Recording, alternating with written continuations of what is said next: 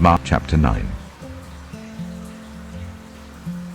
And he said to them, "Truly I tell you, some who are standing here will not taste death before they see that the kingdom of God has come with power." After 6 days, Jesus took Peter, James, and John with him and led them up a high mountain, where they were all alone. There he was transfigured before them. His clothes became dazzling white, whiter than anyone in the world could bleach them. And there appeared before them Elijah and Moses, who were talking with Jesus. Peter said to Jesus, "Rabbi, it is good for us to be here. Let us put up 3 shelters, one for you, one for Moses, and one for Elijah." He didn't know what to say. They were so frightened. Then a cloud appeared and covered them, and a voice came from the cloud. "This is my son, whom I love. Listen to him." Suddenly, when they looked around, they no longer saw anyone with them except Jesus.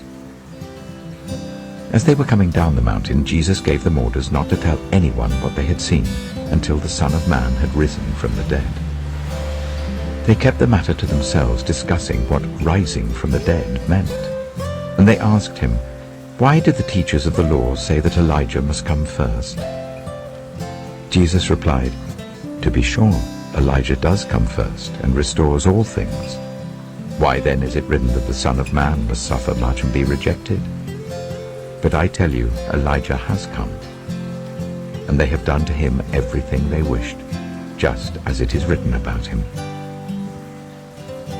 When they came to the other disciples, they saw a large crowd around them and the teachers of the law arguing with them. As soon as all the people saw Jesus, they were overwhelmed with wonder and ran to greet him. "What are you arguing with them about?" he asked. A man in the crowd answered, "Teacher, I brought you my son, who is possessed by a spirit that has robbed him of speech. Whenever it seizes him, it throws him to the ground. He foams at the mouth, gnashes his teeth, and becomes rigid. I asked your disciples to drive out the spirit, but they could not." "You unbelieving generation," Jesus replied, "how long shall I stay with you? How long shall I put up with you? Bring the boy to me." So they brought him. When the spirit saw Jesus, it immediately threw the boy into a convulsion. He fell to the ground and rolled around, foaming at the mouth. Jesus asked the boy's father, "How long has he been like this?" "From childhood," he answered. "It has often thrown him into fire or water to kill him. But if you can do anything, take pity on us and help us." "If you can," said Jesus. "Everything is possible for one who believes." Immediately the boy's father exclaimed, "I do believe. Help me overcome my unbelief." When Jesus saw that a crowd was running to the scene, he rebuked the impure spirit. "You deaf and mute spirit," he said, "I command you, come out of him and never enter him again." The spirit shrieked, convulsed him violently, and came out.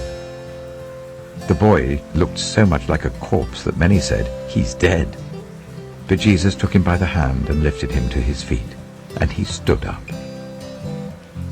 After Jesus had gone indoors, his disciples asked him privately, "Why couldn't we drive it out?" He replied, "This kind can come out only by prayer." They left that place and passed through Galilee. Jesus did not want anyone to know where they were, because he was teaching his disciples. He said to them, "The Son of Man is going to be delivered into the hands of men. They will kill him, and after 3 days he will rise." But they didn't understand what he meant, and were afraid to ask him about it. They came to Capernaum. When he was in the house, he asked them, "What were you arguing about on the road?" But they kept quiet, because on the way they had argued about who was greatest. Sitting down, Jesus called the 12 and said,